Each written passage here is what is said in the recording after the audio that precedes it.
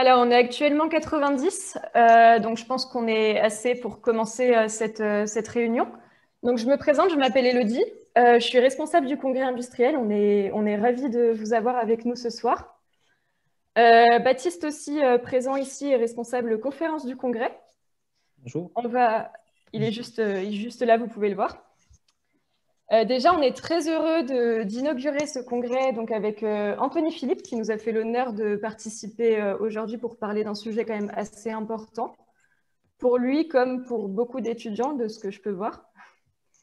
Le thème de ce congrès cette année, c'est l'humain derrière l'ingénieur. Donc tout au long de la semaine et des 2 semaines suivantes, on va vous proposer plein de conférences autour de thèmes en rapport avec l'humain derrière l'ingénieur.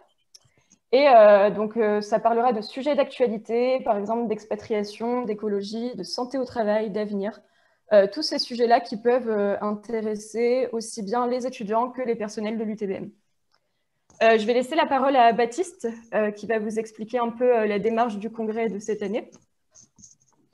Donc du coup, comme vous le savez, donc la vocation première du congrès, c'est tout d'abord faire rencontrer les étudiants et les entreprises afin que les étudiants puissent décrocher des stages ou des emplois. Et donc cette année, donc pour dynamiser le congrès, ce qu'on a fait, c'est qu'on a organisé en 3 semaines des conférences, donc un tout nouveau format. Et on va aussi avoir différentes activités, comme par exemple une formation LinkedIn, juste avant le jour J, qui sera le jeudi 19 novembre. Donc, on a 2 catégories de conférences cette année. Donc, celles qui ont pour but de vous aider dans vos démarches auprès des entreprises. Donc, comme je t'ai dit, que ce soit par rapport à la formation LinkedIn, comment réussir son CV, comment réussir un entretien, et aussi celles qui ont pour vocation en fait de nous faire réfléchir finalement sur d'autres perspectives qui peuvent être autres que techniques. Donc, je vais laisser la parole à nouveau à Elodie pour présenter Anthony Philippe. Alors, Anthony Philippe, je pense que la majorité des personnes de l'UTBM le connaissent en tant que professeur de mécanique, mais c'est aussi un triathlète de haut niveau. Il a participé de nombreuses fois à l'Ironman d'Hawaï. Donc, l'Ironman d'Hawaï, il faut savoir que c'est quand même 3,8 km de natation, 180 km de vélo et 42 km de course à pied. Donc, vous pouvez vous imaginer que niveau entraînement, donc il y a de la préparation physique et mentale qui est très importante, j'imagine. Donc, c'est ce qu'Anthony va sûrement nous raconter après. Et il va nous présenter ce soir comment allier donc, vie professionnelle et vie sportive. Et du coup, je vais laisser la parole à Anthony. Et je vous souhaite à tous une très bonne conférence. D'accord, merci beaucoup. Alors, merci beaucoup Elodie et Baptiste. Je remercie les étudiants de m'avoir invité à présenter quelque chose dans le cadre de leur congrès. Alors, pour être franc avec vous, ça me fait un petit peu bizarre d'être devant actuellement 107, 108 personnes. Alors, c'est bizarre, hein, je vois absolument personne. Je suis face à mon écran. Normalement, je devrais être en face d'un amphi. Il manque le contact humain, c'est dommage, mais tant pis. Hein, dans les conditions dans lesquelles on travaille actuellement, c'est comme ça, donc on va s'y faire. Et donc, je vais vous présenter ce qu'on m'a demandé de préparer pour cette conférence, c'est-à-dire une visioconférence sur le thème « Comment allier vie professionnelle et vie sportive ». Alors évidemment, moi, je suis enseignant à l'UTBM. Les étudiants ont choisi de me contacter pour vous présenter ça. Ça m'a fait plaisir déjà, première chose. Je me sens un petit peu honoré de me dire tiens, on pense à moi pour présenter quelque chose comme ça. Donc c'est très bien, je les en remercie. Donc dans un premier temps, je vais vous montrer un petit peu je vais vous montrer le plan. Il va peut-être y avoir des petits problèmes de manip. Voilà, alors je vais commencer donc par la présentation, par me présenter moi, ce que je fais au sein de l'UTBM et au niveau du sport. Ensuite, je vais vous parler du choix des priorités qu'il faut qu'on soit mises en place dans la vie de manière générale si l'on veut arriver à optimiser un petit peu le temps dont on dispose, ce qui est nécessaire quand on veut arriver à allier une vie professionnelle comme celle d'un ingénieur et arriver à pratiquer une passion à côté. Pourquoi choisir le sport? Pourquoi moi j'ai choisi le sport? Pourquoi d'une manière générale choisir le sport comme centre d'intérêt à côté de son métier? On va pouvoir parler de ça. Et ensuite, j'essaierai, donc humblement, mais j'essaierai via mon expérience personnelle de vous donner un certain nombre de conseils. Donc, par exemple, pour les étudiants qui vont bientôt être sur le marché du travail, qui vont avoir une vie bien remplie. Et si je peux leur donner quelques conseils pour ceux qui voudraient, en parallèle à leur vie d'ingénieur, qui voudraient continuer à faire une activité sportive, à s'y consacrer plus ou moins. Donc voilà, via mon expérience, je vais essayer de vous aider un petit peu à ce niveau-là. Je vais vous expliquer un petit peu comment est-ce qu'on prépare un Ironman, en l'occurrence, avec une préparation qui est aussi bien mentale que physique. Donc, je terminerai ma préparation là-dessus sur un cas pardon, particulier de ma préparation pour un Ironman, sans en faire non plus une conférence complète, mais on m'a demandé de traiter un petit peu de ça pour montrer comment j'arrivais à gérer ça en plus du boulot de tous les jours. Voilà. Alors, on va tout de suite attaquer. Alors, au moment où on en sera là, on a testé juste avant, on a des tout petits problèmes sur la plateforme Zoom là, de son au niveau des petites vidéos que je voudrais passer, mais je vous expliquerai tout ça. Alors, déjà, qui suis-je moi-même? Au niveau professionnel, donc moi j'ai une formation d'ingénieur, mécanicien. Donc, je suis ingénieur Bac+5, classique. Ensuite, j'ai choisi d'être enseignant et c'est vraiment par vocation. C'est des profs que j'ai eus quand j'étais étudiant en école d'ingénieur qui m'ont vraiment donné envie de faire ce métier. J'ai eu la chance d'avoir des enseignants qui étaient passionnés par leur métier. J'ai eu envie de faire la même chose qu'eux, de faire passer cette passion aux étudiants. C'est pour ça que j'ai passé le CAPET, puis l'agrégation de mécanique. Donc, moi, je suis agrégé de méca. Et j'enseigne donc dans des domaines un petit peu divers à l'UTBM depuis 2001. Donc, des enseignements qui sont évidemment principalement axés sur la technologie industrielle, on va dire, de manière très générale. Et en plus de ces domaines purement techniques et d'ingénierie, depuis peu, donc je suis praticien top, c'est-à-dire que avec un collègue donc Denis Choulier, un collègue de l'UTBM, on s'est formé à des techniques de préparation mentale. Donc ça n'a rien à voir avec notre domaine à la base d'ingénieur. Moi, j'étais déjà attiré par ces domaines de préparation mentale au niveau du sport. J'ai suivi une formation de techniques d'optimisation du potentiel, top. Et cette formation, elle me sert évidemment, moi, au niveau du sport, pour ma préparation mentale pour les épreuves de sport, mais avec Denis Choulier, on a donc mis en place une sensibilisation pour les étudiants de ces techniques de préparation mentale pour se préparer à des examens, à des entretiens d'embauche, etc. Donc voilà un petit peu mon boulot à l'UTBM, je reviendrai dessus juste après. On verra pourquoi. Et puis, donc, au niveau sportif, ouais, voilà, il faut que je me présente au niveau sportif, c'est pas facile de dire ce qu'on a fait. Donc, ça fait 29 ans que je fais du triathlon. Donc, si on compte un petit peu, voilà, moi j'ai 51 ans, j'ai commencé à faire du triathlon exactement comme vous, les étudiants. J'étais étudiant. J'étais je sais plus, je devais être en 3e année d'école d'ingé quand j'ai commencé à faire ça.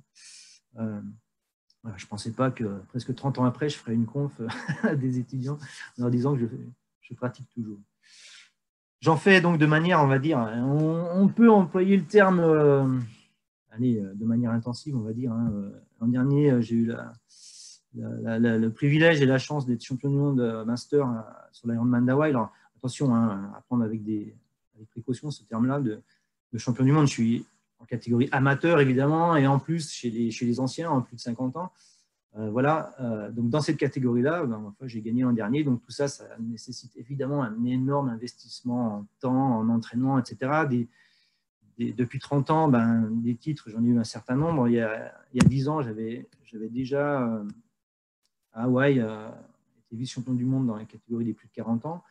Et puis le reste, ma foi, le reste, il existe. Et voilà, je ne vais pas tout détailler, mais l'idée, c'est de dire, voilà, pour arriver à avoir ce niveau constant depuis 30 ans, ça demande un investissement, ça demande un investissement en temps, ça demande un investissement en entraînement, etc. Pour ceux qui ne savent pas trop, là, quand je marque master à chaque fois, ça veut dire que c'est chez les anciens, c'est chez les plus de 40 ans. Et paradoxalement, c'est là où j'ai été le plus performant par rapport aux autres, même par rapport à des anciens pros qui repassent en amateur. Voilà. C'est la catégorie dans laquelle je suis maintenant. Et surtout, ce qu'il ne faut pas oublier, c'est que certes, il y a le boulot, certes, il y a le sport, mais je suis marié, j'ai 2 enfants, donc une vie vraiment épanouie, hein, pleine, avec tout ce que ça sous-entend au niveau de la vie de tous les jours. Donc voilà, la manière dont je voulais vous présenter un petit peu tout ça. En quoi consiste mon travail au sein du TBM, parce qu'il faut bien qu'on fasse le pendant entre ce que je fais au niveau de mon boulot et ce que je fais au niveau du sport, pour voir comment je peux, dans la vie de tous les jours, arriver à allier tout ça. Évidemment, je suis enseignant, donc mon job premier, c'est un petit peu la partie émergée de l'iceberg, ben, c'est de faire mes cours, des TD, des TP. Hein. Ça, c'est le boulot de tous les jours. Je suis aussi responsable de différentes UV, donc ça veut dire quoi? Ben, ça veut dire qu'il faut organiser les contenus des cours, il faut faire en sorte que ces contenus soient cohérents par rapport à la demande industrielle. C'est nous qui élaborons les contenus. On n'a pas de programme officiel qui nous est donné par une institution. C'est nous qui mettons tout ça en place. Les responsables d'UV, ça fait partie de notre boulot.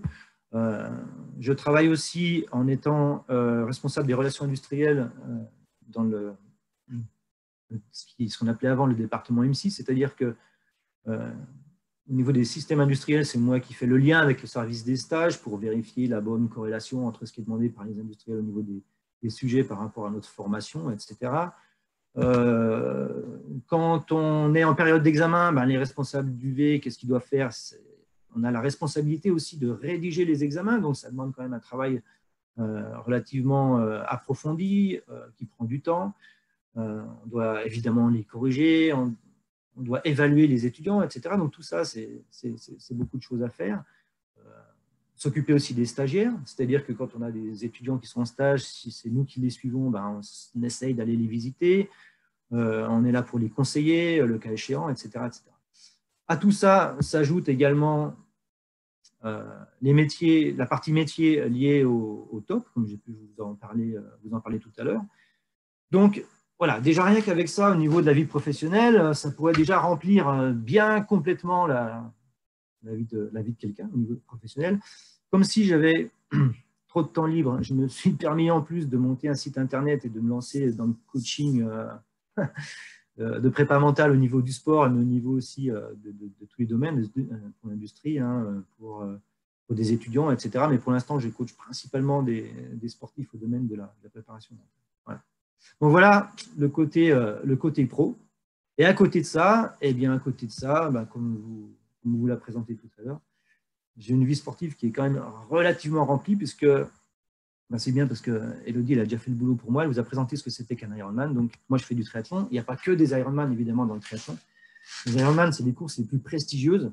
Donc, je reviens rapidement dessus. Donc, la distance, vous la connaissez, hein, je vous en ai parlé tout à l'heure, 3 km plus de natation, 180 de vélo et 42 km, c'est le marathon à pied. Ça, c'est la distance reine, c'est la distance mythique du triathlon. Donc, des courses comme ça, j'en fais en moyenne 2, voire maxi 3 par an, parce que ça sous-entend une très grosse préparation. Et à côté de ça, évidemment, je fais tout un tas d'autres courses plus courtes, hein, qui peuvent aller, les plus courtes, c'est 1 heure, mais en général, c'est plutôt des courses de 2 heures, des courses de 4 heures, et les fameux. Donc tout ça, quand on prend tout ce qu'il y a à l'écran, là, et qu'on se dit, ben, pour faire des Ironman, il faut quand même s'entraîner un minimum entre 10 heures et 22 heures par semaine. Alors là, j'exagère un tout petit peu. En ce moment, je suis bien en dessous des 10 heures. Parce qu'on est dans la période creuse, et je reprendrai plus sérieusement début d'année. Et 22 heures, c'est vraiment le maxi. C'est ce que je fais vraiment quand je suis quelques semaines avant un Ironman. Ça m'arrive que quelques fois dans l'année. Donc, si on regarde tout ça, le boulot, hein, full-time job, comme diraient les anglo-saxons, mon job de tous les jours, plus le temps que je consacre à cette préparation, là, ça fait que les journées sont bien remplies. Et il faut quand même arriver à s'organiser, tout en n'oubliant pas le plus important dans tout ça. Il y a certes ces 2 trucs-là qui sont à l'écran, mais il y a la vie de famille, il y a la vie de tous les jours, il y a les enfants, il y a la vie normale, il y a les copains, il y a tout ça. Donc, il faut arriver à gérer, à rester humain, à rester normal dans sa vie de tous les jours, en arrivant à faire tout ça. Donc, évidemment, ça demande une certaine organisation, ça demande un certain nombre de choses que je voudrais essayer de vous développer maintenant. Alors,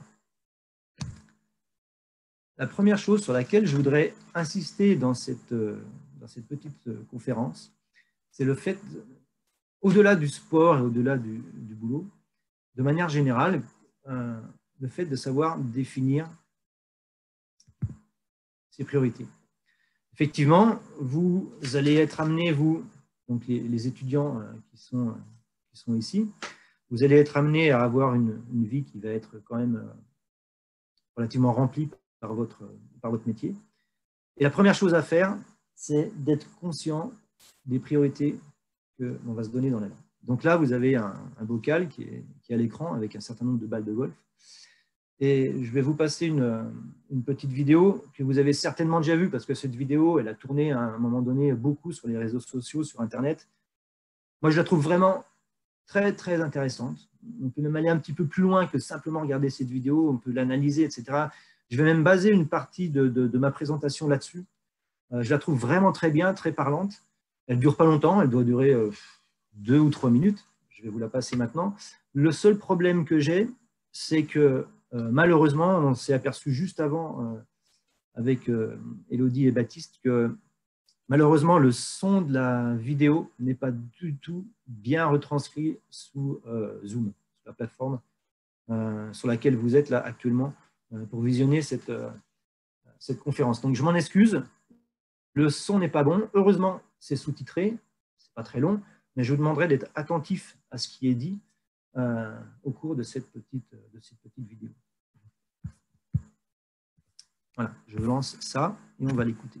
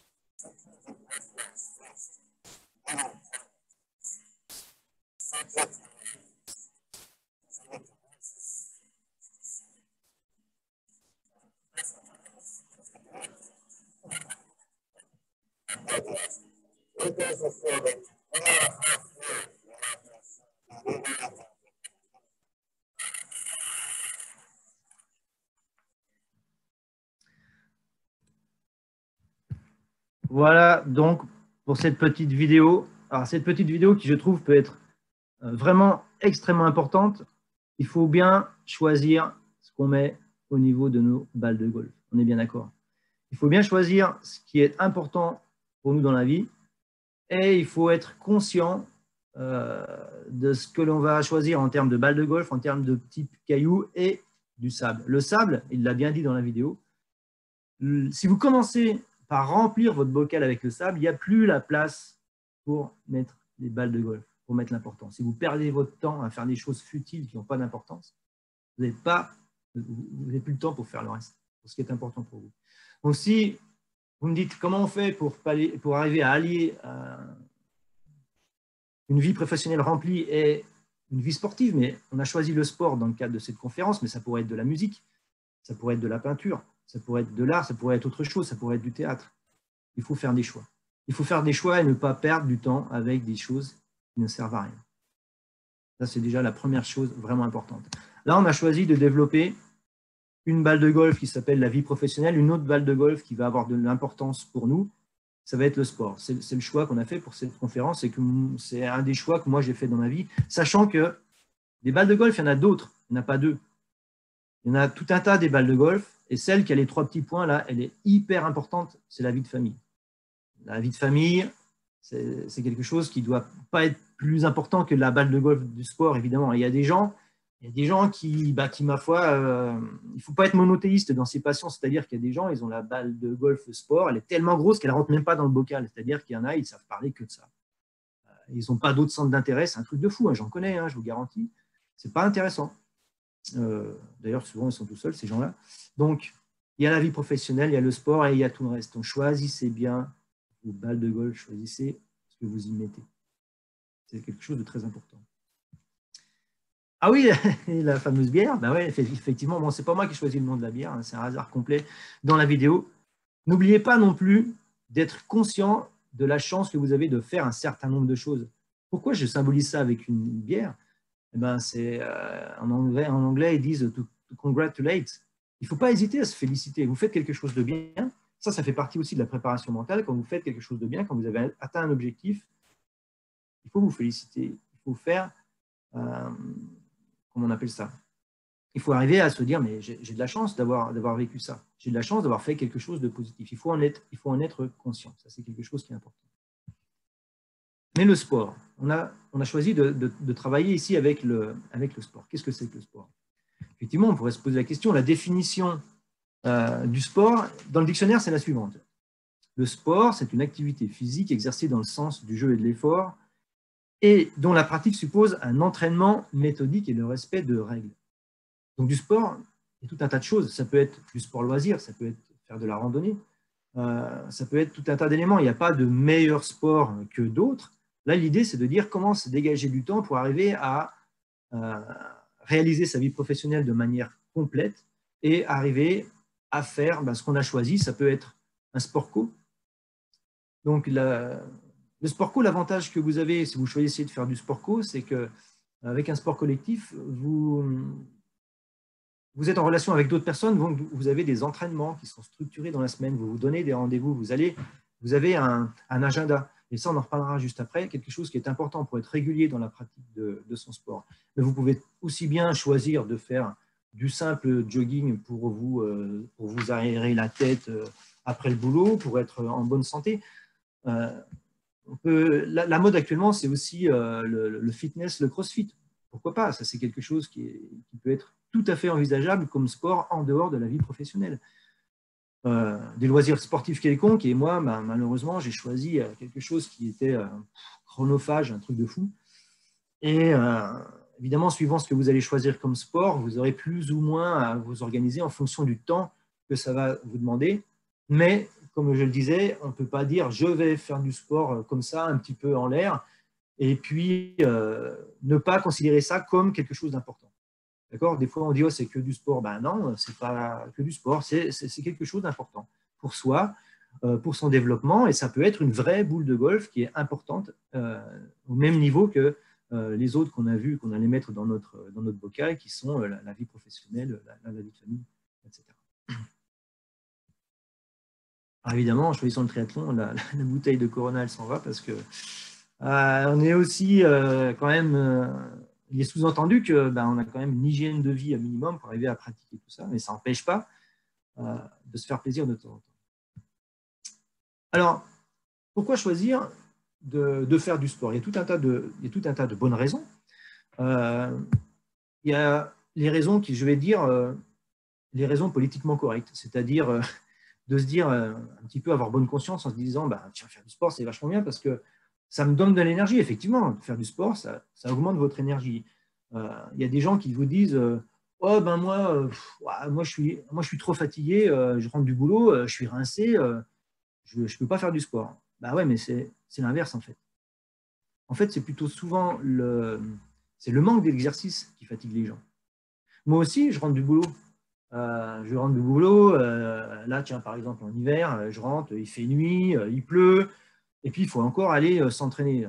Des jours où j'ai pas envie, mais le fait d'y aller vous donne de l'énergie. Le meilleur exemple que j'ai à vous donner, c'est par exemple quand il y a des séances d'entraînement très tôt le matin en natation.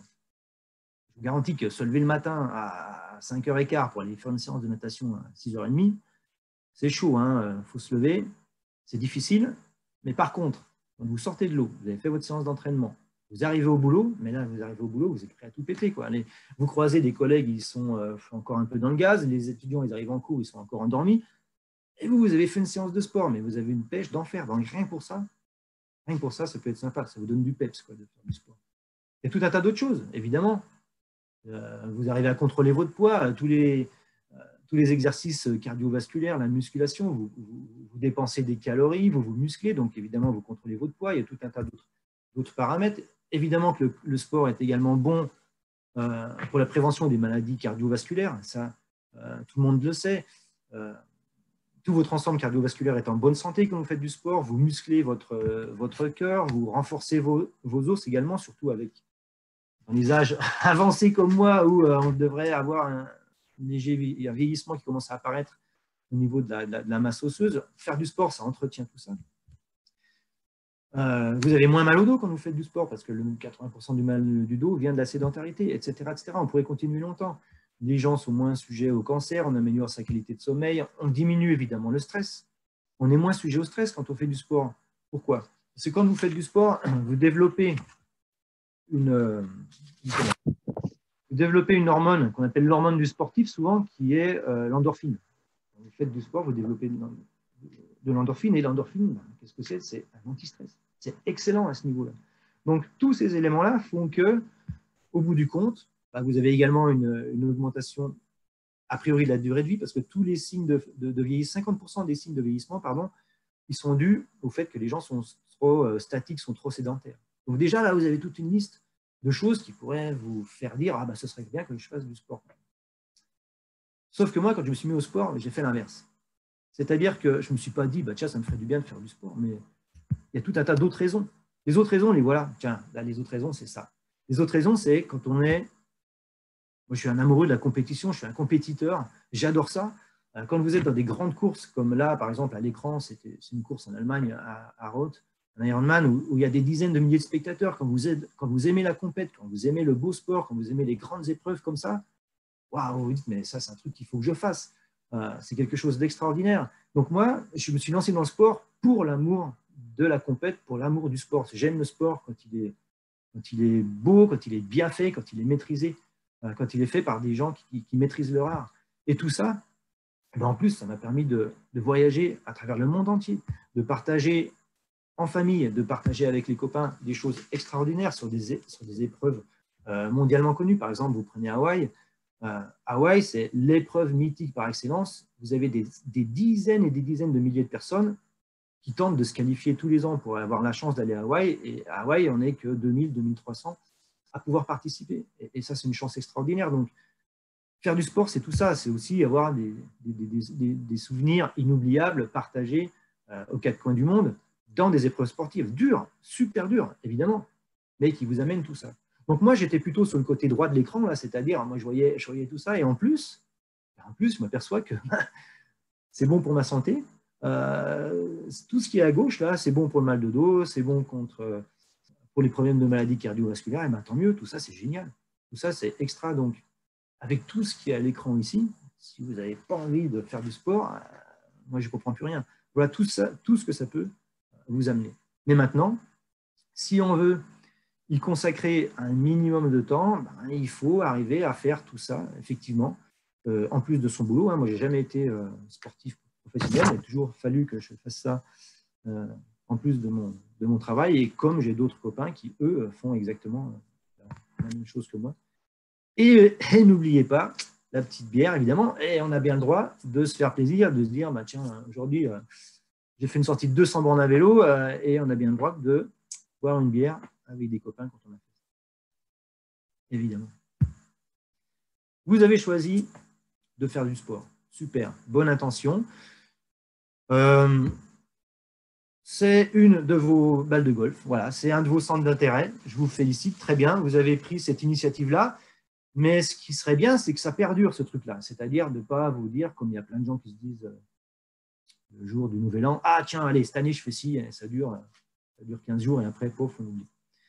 Donc l'idée, là, ça va être de se dire comment faire pour rester motivé, pour se dire, OK, j'ai choisi de faire ça, mais je vais essayer de m'y tenir. Je vais essayer de m'y tenir pour tout un tas de raisons, peut-être parce que je rêve de faire tel truc, ou tout simplement parce que j'ai envie d'être en bonne santé, j'ai envie de ne pas trop prendre de poids, etc. Mais il faut avoir un objectif comme ça et se le définir. Et c'est ce que je voudrais vous montrer ici.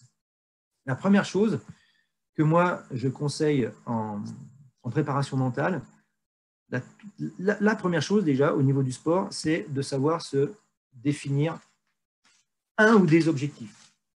Il y a des gens, il y a des gens qui se disent, je voudrais faire une course, par exemple, mais ils ne savent pas pourquoi. Ça, c'est terrible. C'est-à-dire qu'il y a des gens, ils veulent faire pour ceux qui connaissent un peu, j'en parle des fois de ça, le semi-marathon du Lyon, là, entre Belfort et Montbéliard, ils veulent juste le faire. Pourquoi? Parce qu'il y a leur collègue de bureau qui leur en parle tous les ans et dit, tiens, moi, je vais le faire et je vais le taper. Voilà. Bon, c'est un objectif comme un autre, mais ce n'est pas le plus prestigieux comme objectif. L'idée, quand on veut faire quelque chose, c'est de s'investir là-dedans et de vraiment savoir pourquoi on le fait. Plus vous savez pourquoi vous le faites, plus vous êtes fort. D'ailleurs, il y a une citation américaine que j'adore à ce niveau-là, que je ne me trompe pas en la disant, parce que je sais qu'il y a des gens qui parlent très bien anglais qui m'écoutent. La citation, elle est la suivante, c'est « If the why is powerful, then the how is going to be easy ». En gros, si le pourquoi est puissant, alors le comment devient facile. C'est-à-dire que si vous savez pertinemment pourquoi vous faites ça, alors c'est d'autant plus facile de le faire. Et comment est-ce qu'on sait pourquoi on le fait? En se définissant un objectif précis. Un objectif, il peut être défini de différentes manières. Je vous propose ici une manière de définir clairement un objectif, c'est la méthode SMART qu'on utilise en marketing, en sport, en plein de choses. C'est un acronyme, donc SMART en anglais, ça veut dire de manière intelligente, et c'est un acronyme de différentes choses. Le S pour spécifique. Alors spécifique, ça veut dire que l'objectif que vous vous fixez, il doit être quelque chose qui vous appartient. C'est à vous cet objectif. Vous allez pouvoir jouer sur des paramètres que vous maîtrisez. Il faut bien être conscient des paramètres sur lesquels vous allez pouvoir jouer. L'objectif doit être quelque chose de spécifique qui est à vous et vous savez sur quoi vous allez pouvoir jouer. Vous allez pouvoir améliorer votre endurance, vous allez pouvoir améliorer votre vitesse, etc. Voilà, tout un tas de choses, mais il faut que ce soit parfaitement défini, il faut que ce soit bien spécifique. Il ne faut pas s'embêter à avoir un objectif où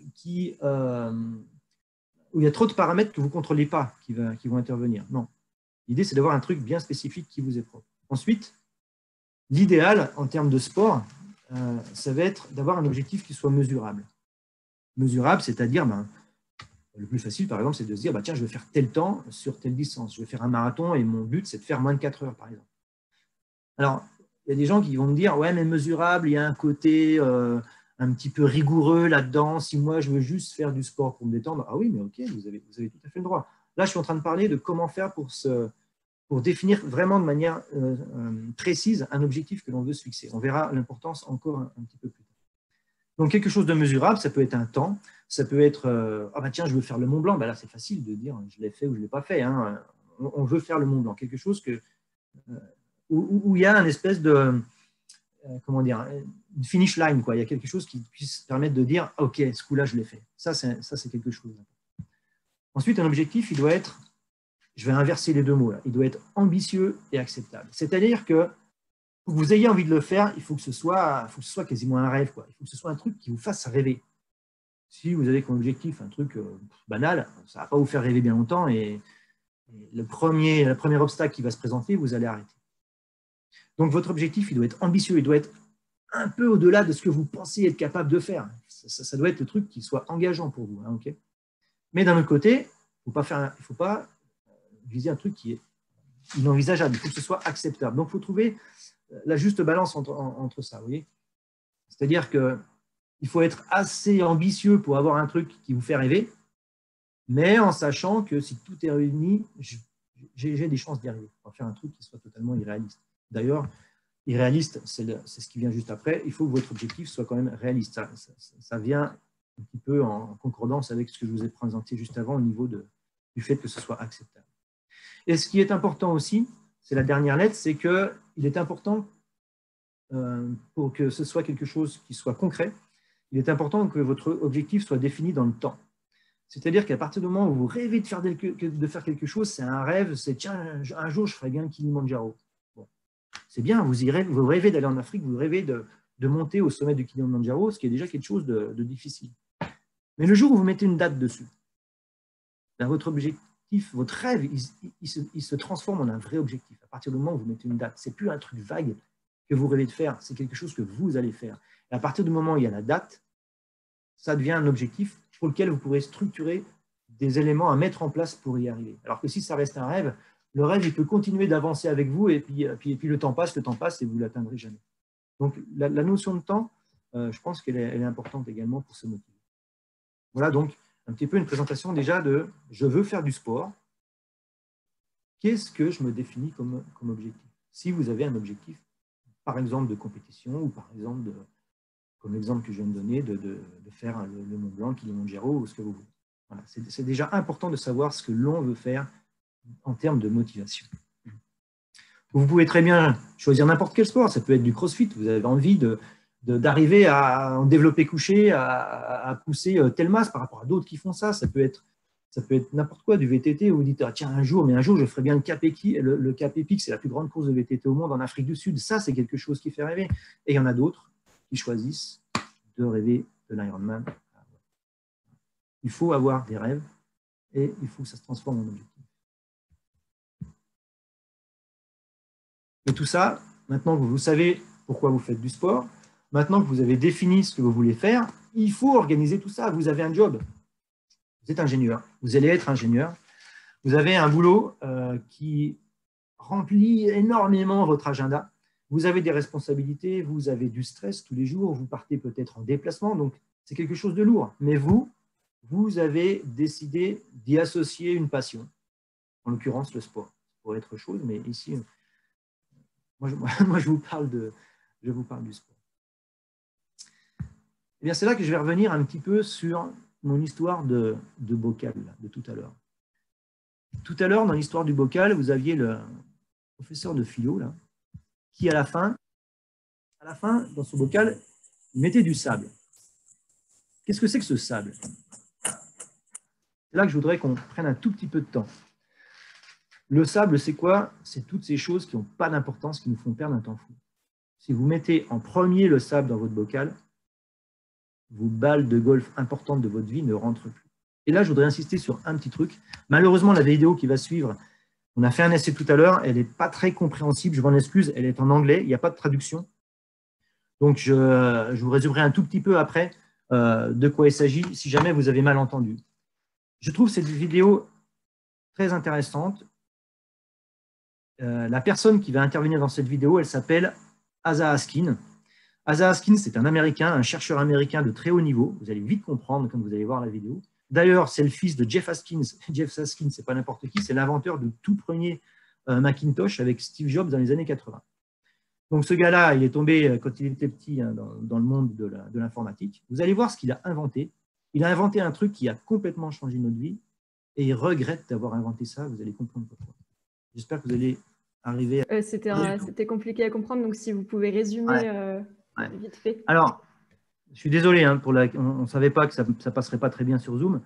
Donc là, Asa Haskins, comme vous l'avez peut-être compris dans la vidéo, c'est lui qui a inventé le scroll. Le scroll sur les téléphones portables, c'est lui qui a inventé ceci. Et en fait, il regrette d'avoir fait cette invention-là parce qu'il dit c'est comme s'il avait inventé un verre de vin qui se remplit infiniment par le fond sans qu'on s'en aperçoive. Et on devient complètement addict. Effectivement, on est tous pareils, on a tous eu un téléphone et on passe du temps dessus. Et là, il a calculé que depuis qu'il a inventé ça, en 2006, en temps perdu pour l'humanité, ça équivaut à 200 000 vies par jour. C'est un truc démentiel quand on compte le milliard de personnes, les quelques milliards de personnes qui possèdent un téléphone portable. Et bien là, je voulais vous parler du sable. Le sable, c'est le temps perdu qu'on passe sur ces histoires de téléphone, qu'on scrolle, etc. Tous ces petits temps perdus-là, là, c'est plus du sable, c'est une plage que vous voulez faire rentrer dans votre bocal. C'est plus possible. Donc, il faut faire des choix. Il faut choisir, il faut s'organiser. Et des choses comme ça, il faut essayer de les mettre de côté. Il faut essayer de se persuader de ne plus regarder moi, la télé, ce qui passe le soir. Je n'en ai aucune idée de ce qui se passe le soir à la télé. Soit je suis à l'entraînement, soit je fais mon boulot, soit je… Voilà. Mais il y a un moment, il y a des choix à faire. On ne peut pas arriver à conjuguer tout ça si on continue de passer son temps à… Ben voilà, voilà le sable, le voilà. Si vous êtes avec votre binouze, vos chips et puis la télé toute la journée, on ne peut pas avoir ce choix-là si par contre, vous choisissez d'avoir vos fameuses balles de golf qui, elles, sont consacrées à des choses qui vous passionnent. Donc, il faut s'organiser, il faut mettre tout ça en place et il faut savoir ce qu'on veut. Il faut savoir ce qu'on veut, c'est pas grave. Ben, ma foi, moi, je vous dis, hein, j'ai aucune idée de ce qui passe à la télé tous les soirs. Hein, mais il faut faire un choix. Mettre des priorités, faire des choix. Donc, quels sont mes conseils pour les gens qui voudraient arriver à conjuguer tout ça? On a vu que c'était prenant. On a vu que ça induisait du temps. C'est très chronophage, hein, le sport, surtout si on a choisi le triathlon. Donc, les quelques conseils que moi, je vous donnerai via ma petite expérience, c'est déjà de faire quelque chose en étant encadré. C'est-à-dire que le faire tout seul, ce n'est pas facile. Le faire tout seul, on est motivé au début, mais vite, la motivation, elle va tomber. Et l'idée, c'est de se dire, si vous êtes en club, si vous êtes avec des amis, si vous êtes avec des copains, là, vous allez voir, ça va complètement changer les choses parce que le jour où vous n'avez pas envie d'aller courir, mais il y en a un qui va vous appeler, qui vous dire hey, tu sais, on a rendez-vous ce soir pour aller courir à tel endroit avec un tel et tout. Et là, vous allez y aller. Moi, le nombre incroyable d'entraînements où j'avais mais alors, pas du tout envie d'y aller, et je savais qu'il fallait que j'y aille. Pourquoi il fallait que j'y aille? Pas parce qu'il y avait un entraînement à telle heure, le soir, structuré par un club. Il y a un entraîneur qui s'investit, il fait des programmes d'entraînement, etc. Donc, au moins pour ça, j'y allais. Et en fait, après l'entraînement, je me disais, mais pourquoi je ne voulais pas y aller quoi c'est un truc de fou. J'ai bien fait d'y aller. Si je n'avais pas eu les autres, j'y serais pas allé. Évidemment, c'est très difficile de passer d'un monde à l'autre. C'est-à-dire que moi, des fois, j'ai un peu l'impression, quand je suis dans le monde professionnel, je suis super bien, je suis dans mon métier, je suis très bien, je n'ai pas envie de passer dans le monde du sport. Passer d'un monde à l'autre, c'est ce qu'il y a de plus difficile, en fait. Passer d'un état à un autre. Et quand vous êtes encadré, c'est beaucoup plus facile que de le faire tout seul. Tout seul, au bout de quelques semaines, ça devient vite difficile. Donc, au niveau de la motivation, on a vu différentes choses. Il y a savoir pourquoi on fait du sport, il y a se définir un objectif qui peut être important. Et là, le conseil que je vous donne, c'est de faire ça à plusieurs. De faire ça dans un cadre, quelque chose de cadré. Par exemple, au sein d'un club. Si vous faites de la montagne, ça peut être le CAF. Si vous faites de l'athlétisme, ça va être un club d'athlètes, etc. Voilà, on a sans cadrer d'autres personnes. Et vous avez l'émulation collective. Moi, j'ai la chance d'être dans un club de triathlon, il y a une émulation de fou. La chance ou la malchance, j'en sais rien, parce qu'il y a longtemps que j'aurais arrêté si je n'étais pas avec ces gens-là. Et j'ai déjà été faire des courses à travers le monde, à des endroits où j'aurais jamais pensé aller, s'il n'y en avait pas un qui avait dit un jour « Ah ben tiens, pourquoi cette année on n'irait pas faire ça à tel endroit ?» Ça, c'est quelque chose de magique et ça vous permet de rester motivé, de vous relancer, etc. Maintenant, il y a une autre mode, c'est même plus qu'une mode, c'est le coaching. Alors évidemment, pour les gens qui veulent vraiment s'investir plus, on peut avoir un coach. Moi, par exemple, j'ai un coach depuis 2006 qui me fait tous mes entraînements. Eh bien, psychologiquement parlant, ça aide aussi, parce que ça me force à y aller. Il y a des jours où je n'ai pas envie de m'entraîner, et je sais très bien que derrière, il y a quelqu'un qui va regarder, qui va analyser mes séances, qui va regarder ce que j'ai fait, qui regarde comment je progresse, etc. Et ça aide aussi. Alors évidemment, quand on fait un petit peu de sport loisir, le coach, c'est peut-être superficiel, mais dès qu'on commence à taper dans de la compétition un petit peu plus sérieuse, un petit peu plus aboutie, là, ça peut être quelque chose qui aide également. Donc, être encadré, je pense que c'est quelque chose d'important pour arriver à tenir dans le temps, à tenir au niveau des semaines, des mois et des années.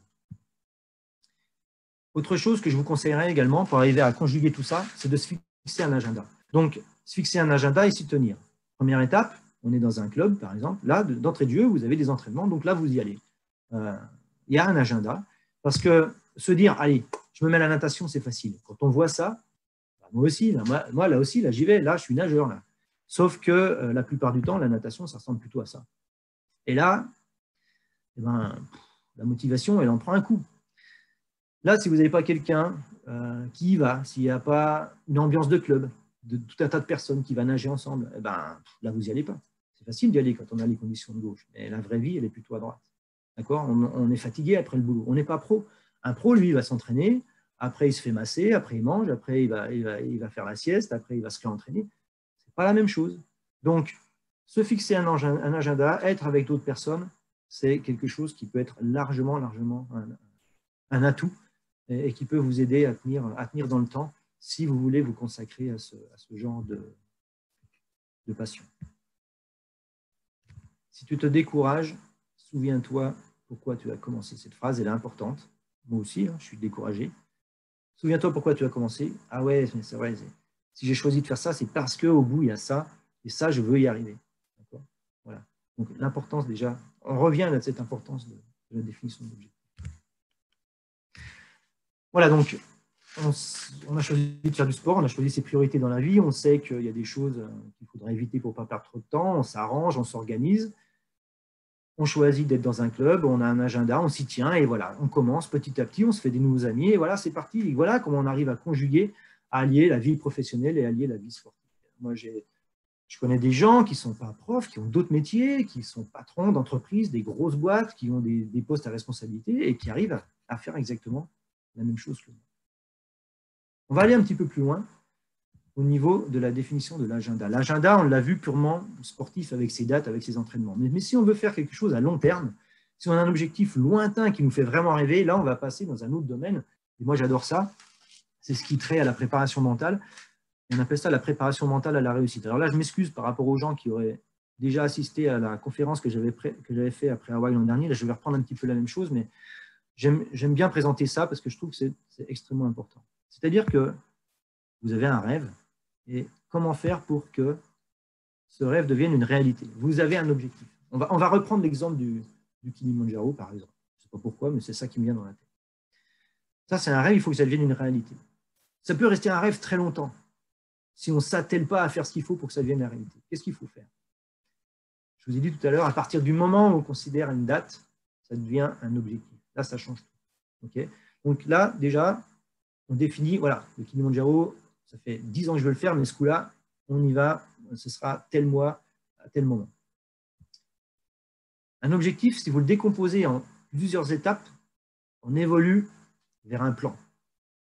Ça, c'est une chose qui est absolument importante parce que ce plan, après, si le plan, vous le structurez avec des actions que vous allez mettre en place, alors ça devient une réalité. On est passé du rêve là-haut à la réalité en bas. Et c'est ça qu'on appelle la préparation mentale à la réussite.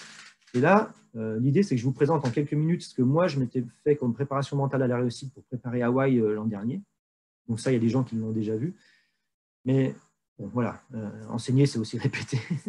Donc, je vais vous montrer ça. Un rêve écrit avec une date devient un objectif. Moi, c'est simple. La date, elle était là. C'était le 12 octobre 2019. Je m'en étais fait vraiment l'objectif ultime de la saison. L'étape suivante, c'est de dire il faut que je structure mon objectif avec un plan, avec différentes étapes. Donc, je vais choisir des étapes. Moi, j'en avais choisi 1, 2, 3, 4. J'avais choisi 4 étapes intermédiaires. Donc, ces étapes, en fait, je les considère moi comme des marches d'escalier qui me permettent d'évoluer vers l'étape finale, c'est la réussite de l'objectif du 12 octobre. Donc ça, c'était mon plan. Maintenant, ce plan, il faut que je définisse des actions qui lui sont liées. Les actions vont faire en sorte que ce rêve qui était au début devienne une réalité. Les actions que j'avais mis en place, c'était les suivantes. Alors, les actions, elles sont définies dans le temps.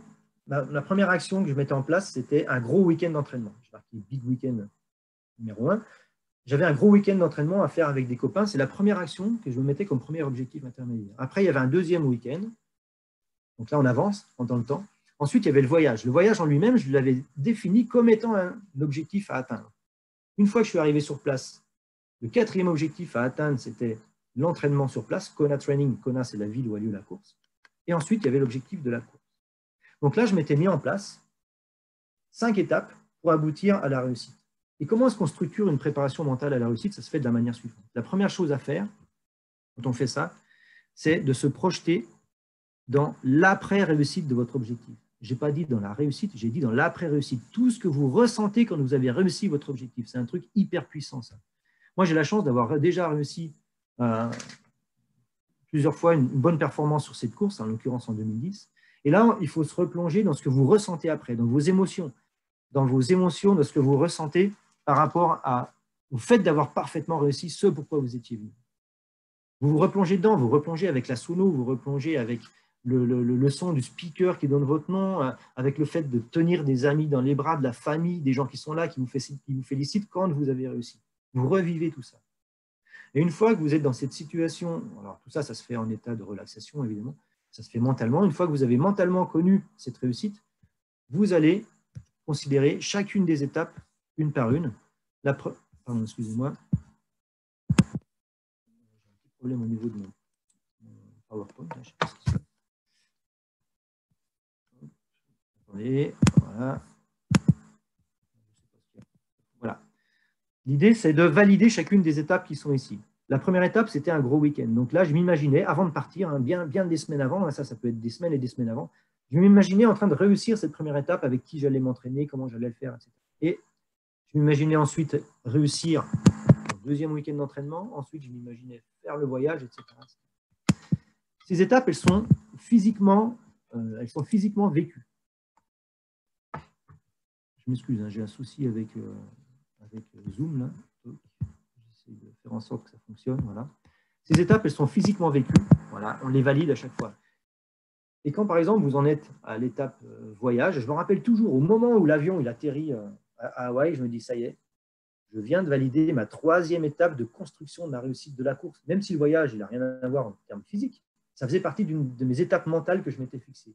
Je me rappelais avoir fait mon entraînement avec les copains, mon deuxième week-end d'entraînement. J'ai fait le voyage. Après, il me restait à faire l'entraînement sur place et à faire la course.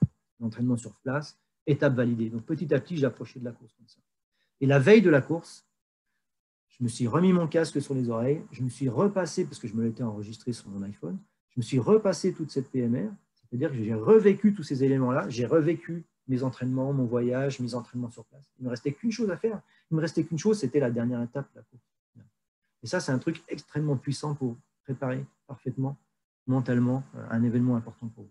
Donc voilà ce que je mets en place au niveau de la prépa mentale. Il nous reste peut-être quelques minutes pour juste voir un petit peu la préparation physique. Donc ça, je l'avais montré aussi dans la conférence sur l'Ironman. Alors, la préparation physique, là, je vous mets par exemple une des semaines clés, les fameuses grosses semaines d'entraînement avant l'Ironman.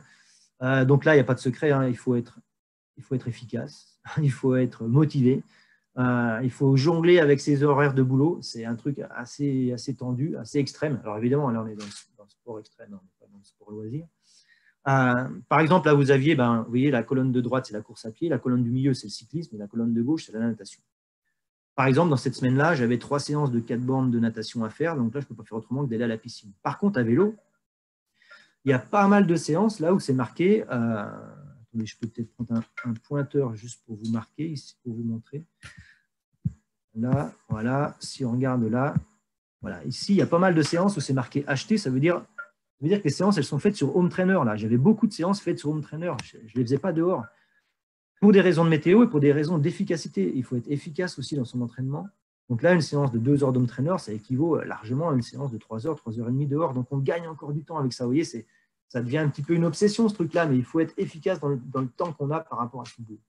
La course à pied, c'est pareil. Il y a des séances de course à pied, là. Il y a des séances courtes, il y a des séances très longues. Là, par exemple, j'ai une séance de 2h15 à pied après avoir fait 6 heures de vélo la veille. Mais j'ai aussi des séances sur tapis roulant. Sur tapis roulant, c'est un peu comme le home trainer, c'est plus exigeant que sur route, donc, etc., etc. On essaie d'optimiser un maximum avec les outils modernes d'entraînement. Donc, les outils modernes d'entraînement, c'est le home trainer. Et là, c'est encore autre chose. Là, c'est un copain qui est pire que moi. C'est que lui, et il se reconnaîtra s'il est derrière l'écran. Il part carrément rouler de nuit à 4 h du matin. Effectivement, vous partez rouler à 4 h du matin, à midi, vous avez fait 200 bornes. Encore faut-il se lever et partir rouler à cette heure-là. Mais c'est comme tout, il faut savoir ce qu'on veut, il faut s'être défini un objectif et se donner les moyens de réussir cet objectif. Le tapis roulant, ben voilà, moi j'en ai un à la maison, hein, je fais des horaires d'entraînement dessus, mais tout ça, il ne faut pas oublier que ça doit être en cohérence avec le job, avec le boulot, avec l'enseignement. Donc là, il y a une manipulation, il y a un jonglage avec les horaires qui peut être assez impressionnant. Hein. Il y a des fois, les étudiants ne se rendent pas compte que je viens leur faire cours, hein. Je sors de la douche et j'ai fait une séance de 5 heures de vélo avant. Ça arrive, mais voilà, quand on a envie, qu'on est passionné par quelque chose, on trouve les moyens de mettre tout ça en place. Voilà, donc j'étais un petit peu rapide sur la présentation de l'entraînement, de la préparation mentale, mais l'idée, c'était surtout de vous montrer l'engagement qu'il faut, la détermination définie par des objectifs, comment on peut mettre en place tout ça pour arriver à allier ces deux espèces de boules de golf qu'on a choisies, plus les autres qui sont évidemment importantes et surtout à ne pas oublier la vie de famille. Comment allier vie professionnelle et vie sportive? Donc, je terminerai par ces quelques conseils. Déjà, il faut savoir où est-ce qu'on est au niveau du curseur, ce qu'on veut faire. On a le droit, tout à fait, de faire du sport loisir, mais on a le droit aussi de faire de la compète. Et là, il faut se donner les moyens en fonction de ce qu'on veut faire. Les quelques conseils que je vous donnerai, c'est qu'il faut être impliqué dans son action, absolument. Il faut retrouver de la motivation. La motivation, c'est quelque chose d'évidemment de fondamental. Et comme je vous le disais, on est toujours plus motivé quand on est plusieurs, c'est plus facile. Il faut être aussi encadré par sa famille, il faut arriver à tout conjuguer. Il faut avoir une organisation relativement pointue dans sa vie de tous les jours pour arriver à imbriquer tout ça. Hein, c'est une espèce de Tetris continuel, tout ça. Et, j'en ai pas trop parlé, avoir de la régularité. Faire 3 gros entraînements dans une semaine et puis rien faire pendant 3 semaines, ça ne sert pas à grand-chose. Il faut être régulier. C'est pour ça qu'être encadré, être dans un club, c'est quelque chose qui peut être important pour la régularité. Donc voilà, je crois qu'avec ces mots-clés-là, on arrive déjà à faire beaucoup de choses. Et puis, ah oui, n'oubliez pas, le renforcement positif, être conscient de la chance qu'on a et puis se fêter de temps en temps. Ben voilà quoi, to congratulate, se faire plaisir. J'ai réussi quelque chose. J'ai le droit de me faire plaisir. Voilà, je vous remercie beaucoup pour votre attention. Même si je ne vous voyais pas de visu, je vous remercie. Merci beaucoup. Eh bien, merci beaucoup, Anthony, pour cette présentation. Du coup, ce que je propose maintenant, c'est de faire un petit échange. Donc, j'imagine qu'il y a certains d'entre vous qui ont des questions. On a eu des questions aussi dans le chat. J'ai pas eu le temps de regarder. Il n'y a pas de souci, c'est normal. Du coup, si les personnes qui ont eu des questions dans le chat veulent les dire à l'oral, vous pouvez. Sinon, je peux les poser à votre place. Et s'il y a d'autres personnes qui ont des questions, vous pouvez y aller aussi. L'intérêt, c'est de débattre un petit peu et de pouvoir partager ensemble les choses. Bonsoir à tous, c'est Raphaël Prizzi. Je ne sais pas si vous m'entendez. Salut Anthony. D'ailleurs, j'ai parlé de toi dans la… Merci, et je relève que ton anglais est excellent. C'est vraiment… Bravo Anthony. Merci à Elodie et à Baptiste pour l'organisation des conférences, et merci à toi Anthony pour nous faire partager ton expérience qui est toujours très très intéressant. Alors moi, je voulais faire un commentaire et je voulais ensuite te poser une petite question. Le commentaire que j'ai à faire, je voulais te le dire déjà pendant ta présentation quand tu nous avais parlé de l'Ironman en amphi. Voilà, je voulais te dire que non seulement tu es un grand champion, ça c'est clair de par tes performances, de par tes titres, ça va sans dire, mais pour moi, ce qui fait vraiment un grand champion, c'est ton humilité. Voilà. Ce que je veux dire, c'est que si on ne te connaît pas, alors moi j'ai la chance de te voir aussi souvent à la piscine, le reste est souvent devant moi, donc je pense qu'on ne se verra jamais. Mais c'est vrai que si on ne sait pas, si on ne connaît pas ta vie de sportif, on n'est pas du tout au courant de ce que tu es capable de faire. Et ça, je trouve que l'humilité, c'est vraiment l'apanage des grands champions. Donc ça, c'est un commentaire. Et ma question… non, mais je le pense vraiment, Anthony. Ma question, elle concerne la relation entre ta pratique du sport et ta vie professionnelle, puisque c'est quand même le titre de ta conférence. Et je voulais te demander si, comme tu l'as expliqué, ton engagement dans le triathlon, il a commencé a priori lorsque tu faisais tes études d'ingénieur. Et je voulais savoir si effectivement tu t'es dirigé vers l'enseignement parce que tu avais entrevu à cette époque-là une possibilité pour toi de t'engager encore plus dans ta passion et que l'enseignement te permettait de dégager des plages horaires. Parce que c'est vrai, tu aurais pu, en suivant la filière d'ingénieur, tu aurais pu te destiner à une carrière de chef de projet dans une grande entreprise, etc. Est-ce que tu as choisi cette carrière d'enseignant à dessein? Voilà, c'est ma question. Oui, alors donc, au début de la présentation, j'avais dit que j'avais des profs qui m'avaient vraiment donné envie de faire ce métier-là. Et au moment où on choisit, le côté temps libre qui pourrait être disponible en étant enseignant, ça a aussi fait partie dans la balance du choix. Est-ce que je suis ingé? Est-ce que je suis enseignant? Ça a aussi fait partie du choix que j'ai fait à l'époque, tout à fait, évidemment.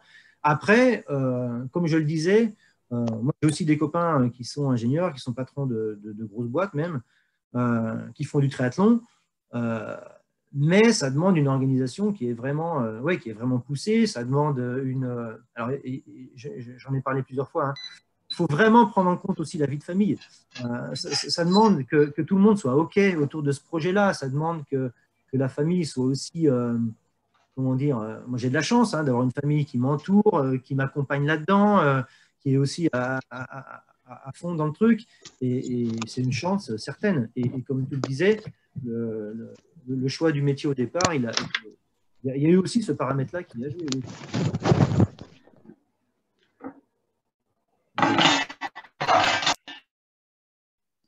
Merci Anthony.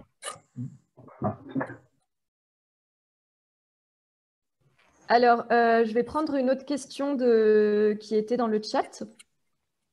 Il y a Valentin Sergent qui nous a demandé comment gérer la récupération sur une épreuve de ce type. Ah oui, alors la récupération, effectivement, c'est un truc très important. Alors déjà, première chose, la récupération, on pourrait en parler pendant longtemps. En fait, ce qui se passe, c'est que quand on s'entraîne, le corps, il fait quoi? Quand on s'entraîne, on génère un stress pour le corps, donc le corps s'adapte. Et vous progressez quand vous êtes en récupération, en fait. On ne progresse pas quand on est à fond en train de courir, on progresse quand le corps récupère. C'est là que le corps fait ses adaptations physiologiques. Donc la récupération, c'est un truc hyper important. Celui qui fait que s'entraîner, se mettre des grosses charges d'entraînement et qui ne récupère jamais, il se crame et il ne va jamais progresser. Il va progresser qu'au début. Donc la récup, c'est un truc très important. Et pour parler de la récupération plus spécifique post-Ironman, alors là, c'est un peu, comment dire? Moi, je parlerai de la récupération après un triathlon. On a quelques jours de récupération, on reprend l'entraînement doucement, etc. Le problème de l'Ironman, c'est que c'est tellement extrême que l'Ironman, c'est à chaque fois un objectif dans la saison. Donc souvent, on s'offre derrière, il y a une grosse récup. C'est-à-dire que derrière, à la limite, advienne ce que pourra, quoi. On s'en fiche un petit peu. Donc voilà. En général, alors moi, ça m'est déjà arrivé de faire les 2 Ironman les plus rapprochés que j'ai fait, et je ne l'ai fait qu'une fois, c'est 2 en un mois. J'aurais pu faire. Il y a des gens qui font plus court, mais moi, j'aime pas me présenter sur une course en n'étant pas au top de ce que je peux faire. Donc, ça veut dire que là, j'ai fait 2 Ironman en un mois en estimant pouvoir être vraiment au top niveau sur chacun des 2. Donc, entre les 2, qu'est-ce que j'ai fait? J'ai fait une semaine complète de récup, une semaine où j'ai repris l'entraînement, mais souple. On a remis une semaine intensive, et après, il y a une semaine qu'on appelle la semaine d'affûtage. La semaine d'affûtage, c'est on diminue la dose d'entraînement sans l'arrêter complètement, pour que le corps arrive en étant encore entraîné, mais en étant reposé. Donc, pour répondre à la question, après un Ironman, moi, je prends en général 10 jours off complet. D'accord? Il faut que le corps se régénère complètement. Et je reprends l'entraînement petit à petit après.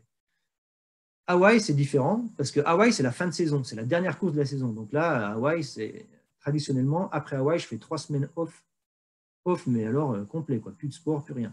Et après, j'en reprends petit à petit. Alors, par contre, le corps humain a une capacité à se désentraîner qui est hallucinante. C'est un truc de fou. Quand vous reprenez au bout de 3 semaines, waouh, c'est vraiment chaud. Donc, il faut aussi être. C'est pour ça qu'il faut être régulier dans l'entraînement, parce que c'est très difficile de reprendre. Et plus les années passent, À 50 ans, c'est encore plus difficile de revenir. Donc, voilà. Mais en gros, pour répondre à la question, pour un Ironman, moi, je fais une dizaine de jours, 7 à 10 jours complètement off, bien récupérés.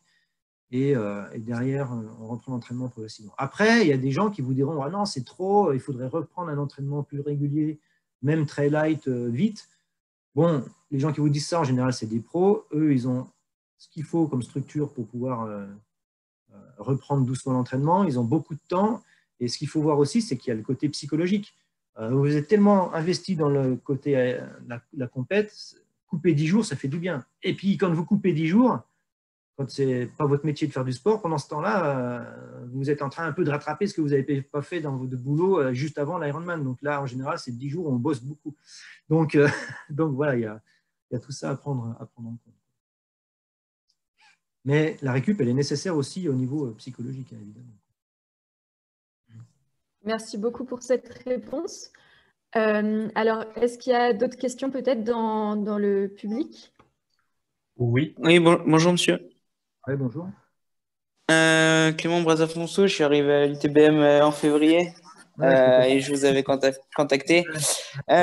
Moi, juste, du coup, je voulais vous demander, vous avez parlé de tout l'entraînement, tout ça, et est-ce que vous êtes capable de vous entraîner seul ou vous avez… Non, moi je conseille, alors il y a ce que je dis et il y a ce que je fais. Je conseille aux gens, là la conférence, elle était sur comment allier vie professionnelle et vie sportive. Moi, je conseille aux gens qui veulent faire ça, c'est de le faire évidemment avec d'autres. J'ai expliqué pourquoi. Moi, je fais l'inverse. 90% du temps, je m'entraîne tout seul. Pourquoi? Parce que je m'entraîne dans des créneaux hyper serrés. Ce n'est pas dit que je connaisse quelqu'un qui… moi, par exemple, si dans mon emploi du temps, je n'ai pas cours de 8 à 10 le lundi matin, je vais m'entraîner de 8 heures à 9 heures. Il faut trouver quelqu'un qui serait libre en même temps. Il faut trouver quelqu'un qui a le même sport. Il faut trouver quelqu'un qui a à peu près le même niveau. C'est super dur de trouver tous ces paramètres-là. Donc, ce qui fait que moi, 90% du temps, je m'entraîne tout seul. Oui, c'était pas dans ce sens-là que je voulais vous la poser. C'était par rapport à si vous aviez un entraîneur pour vous coacher, pour vous préparer dans les 3 disciplines. Ah ouais, moi j'ai un entraîneur depuis 2006, il me connaît par cœur. Quand je te dis qu'il me connaît par cœur, donc toi qui connais très bien le domaine, sur un home à quelques watts près, les séances elles sont hyper calibrées. Oui, elles sont hyper cadrées. Ouais, moi je fais des tests en course à pied, en vélo, pour arriver à calibrer toutes les séances. Et j'ai effectivement un entraîneur qui me suit de manière extrêmement précise, quoi. Ouais, d'accord. Mais de toute façon, votre intensité, c'est pareil lors de tous les efforts, lors d'un Ironman. Vous mettez jamais dans le rouge, finalement. Vous êtes toujours à… Ah, ça va. En fait, il y a des gens qui auraient tendance à croire que l'Ironman, ça ne va pas très vite. Si, ça va très vite, mais c'est un seuil très haut. Ouais, j'estime que l'Ironman, c'est la… Donc ça, c'est personnel. Hein. Moi, j'estime que c'est la dernière distance où ça va encore super vite. Après, on est dans des sports où là, il y a beaucoup moins la notion de vitesse. Quand tu vois que sur un Ironman, à Hawaï l'an dernier, Frodeno qui gagne, après avoir nagé, les gens qui connaissent un peu en natation, et après avoir nagé 4 bornes en moyenne, 1,10 au 100, avoir roulé à 42 de moyenne, et il sort un marathon en 2h39, ça va vraiment vite, quoi. Il court. Non, c'est sûr. Donc, il y a de l'intensité. Par exemple, quand tu fais l'Ironman à Embrun, il y a l'Isoar à vélo. Tu as beau essayer de te mettre dans une zone où tu es encore en endurance, quand tu grimpes un col comme ça, tu es obligé d'être dans le rouge par moment. Ah oui, bien sûr, c'est sûr. Et si tu veux, au niveau de l'entraînement, on se met encore, comme tu le dis, on se met dans des zones d'intensité encore supérieures évidemment à l'entraînement, parce que plus tu arrives à être dans des zones d'intensité importantes en entraînement, plus ta zone de travail sur l'Ironman va être élevée, parce que c'est un pourcentage de ta zone d'intensité maximum. Ok, mais je vois très bien. Donc, évidemment, l'erreur qui consiste à ne plus faire d'intensité parce qu'on fait des trucs longs, c'est une grosse erreur. Et moi, mon entraîneur, il m'a toujours fait faire des trucs, en plus des trucs longs, des entraînements intensifs, courts. Et je crois que si à 50 ans, j'arrive à être, en toute humilité, encore performant par rapport à d'autres personnes de cet âge-là, c'est parce que j'ai peut-être plus fait de séances intensives que d'autres qui ont un peu délaissé ça, quoi. Oui, c'est sûr. Mais quand je disais pas dans le rouge, je disais vraiment plutôt dans les très hautes intensités, en fait, parce que vous êtes, c'est sûr, très haut, mais vous n'allez pas, par exemple, vous affoler à un moment ou quoi pour risquer de tomber dans… Alors, la différence entre le triathlon et ton sport, le cyclisme, c'est qu'en cyclisme, c'est pas toi qui choisis quand est-ce que tu accélères. C'est ça, en fait. Alors que nous, en triathlon, c'est nous qui gérons notre courbe d'effort. C'est toute la différence. Ouais, ok. Que ce que toi, Clément, tu fais en vélo, ça n'a rien à voir. C'est pas le même sport, hein, parce que nous, on est dans une zone intense, mais lissée, alors qu'en vélo, c'est différent. Vous subissez les accélérations qui sont données par les autres. Oui, c'est ça. Puis vous êtes surtout face à vous-même, alors que voilà, nous, on est face aux autres, quoi. Ouais, voilà, exactement. Et puis, du coup, juste pour finir, je me disais, maintenant que vous avez 50 ans et tout ça, l'envie de faire du triathlon, elle est toujours là, mais est-ce qu'aujourd'hui, ça ne devient pas de plus en plus compliqué à gérer et vous vous dites pas peut-être se concentrer sur un sport ou Non, mon sport, évoluer? mon sport, c'est le triathlon. Faire que de la course à pied ou que du vélo, ça ne m'a jamais trop attiré. Moi, je vais dire, hein, j'ai dit que j'arrêterais le triathlon quand mon fils est né et il a 18 ans maintenant. Donc, c'est dur d'arrêter. Et comme je le disais tout à l'heure, l'émulation, quand on est dans un groupe, l'émulation est très importante. Et moi, je la subis, cette émulation. C'est qu'elle est tellement importante, c'est qu'on a toujours quelqu'un qui a un nouveau projet, qui a une nouvelle envie. Voilà, et qui dit, allez, pourquoi cette année, on n'irait pas faire une course en Afrique du Sud? Allez, c'est parti, on y va. Pourquoi cette année, on ne va pas à tel endroit? Et c'est un peu le piège, mais ça permet de vivre des choses extraordinaires.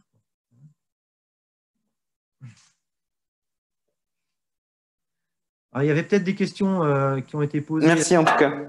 Oui, alors on a encore des questions sur le chat. Ouais. Oui, Ah, pardon, il y a quelqu'un qui voulait prendre la parole? oui, pour poser ma question, si c'est Vas-y. possible. Vas-y. Oui, c'était, est-ce que, du coup, pour vous, le sport a passé le cap de l'envie de réussir son rêve pour devenir en soi un besoin? Alors, là, on rentre dans un domaine philosophique, plus que sportif. C'est tout le problème de quelqu'un qui est arrivé à atteindre son rêve. Qu'est-ce qui se passe après? Alors, ce n'est pas un besoin que vous voulez dire physiologique, carrément, addict, quoi, c'est ça? Ou même mental, pour Ouais, vous non, mais changer un peu dans votre vie, quoi. Oui, non, mais il y a une addiction, hein, ça c'est évident. J'aurais du mal à ne plus en faire. Après, je prends tellement plaisir enfin, si, heureusement, je prends plaisir à faire tout ça, que je ne me pose pas trop la question. Moi, je trouve que ce qui est important, pour ne pas que ça devienne une addiction, c'est d'être conscient qu'il y a des gens qui ne sont pas conscients qu'il y a d'autres choses dans la vie, hein. Je vous garantis, j'en ai parlé dans la conférence tout à l'heure, c'est ces fameuses balles de golf, là. Il faut en avoir d'autres, il faut avoir d'autres centres d'intérêt pour arriver à considérer d'autres choses et à ne pas être complètement obsédé par ça. Bon, moi, je l'avoue, ça fait des années que je dis je vais arrêter. Et vu de l'extérieur, évidemment, ça peut paraître obsessionnel. Ça peut paraître une addiction vu de l'extérieur, certes, je le conçois. Mais moi, je ne le ressens pas en tant que tel. Et puis, quitte à avoir une addiction, autant avoir ses j'allais dire. Mais effectivement, il y a certainement quelque chose de cet ordre-là. Mais j'en suis conscient et comment dire, si on fait un petit peu la balance entre je suis dépendant de ça et je prends plaisir, moi je pense que le plaisir il est gagnant, quoi. Alors, je ne sais pas si j'ai répondu à votre question. Si, merci. De rien. Monsieur, moi j'avais aussi une question, Ouais. mais c'est pas forcément par rapport au sport en soi. Mais vous avez dit au tout début, vous avez des techniques d'optimisation du potentiel et que ça pouvait être appliqué aux étudiants. Oui, bien sûr. Ouais. Et vous avez des formations aux étudiants? J'ai pas bien entendu là, il y a le son qui passe pas très bien. Est-ce que vous m'entendez là maintenant? Ouais. Je voulais savoir, c'était pas forcément l'aspect sportif, mais vous avez dit que vous faisiez des formations pour les étudiants par rapport aux techniques top, et je voulais en savoir plus. Oui, alors à l'UTBM, avec Denis Choulier, on a mis en place des modules de sensibilisation à ces techniques de préparation mentale dès le tronc commun. Alors, je ne sais pas si toi, tu es étudiante en tronc commun ou… Ben non, justement. En Du coup, c'est une UV, quoi, c'est un truc comme ça.